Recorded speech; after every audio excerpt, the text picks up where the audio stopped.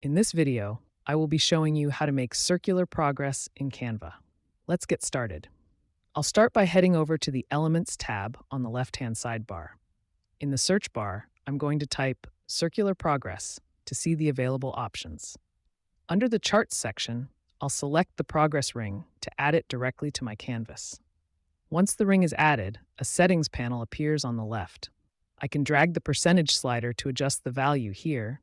I'm moving it down and then settling on a specific number. I'll also play with the line weight to make the ring thinner and toggle the options for the percentage label and rounded endpoints to customize the look. To change the color, I'll click the color tile in the top toolbar and select a nice purple from the menu. Next, I want to change the font of the percentage text, so I'll open the font dropdown and scroll through the list until I find a style that fits my design.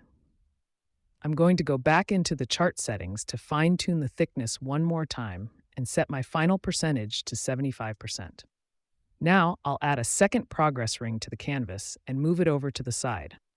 For this one, I'll change the color to a soft yellow and adjust the percentage slider to 41%. Finally, I'll adjust the line weight to match the first ring and reposition them both on the page for a balanced layout. And that is how you easily create and customize circular progress bars for your designs in Canva.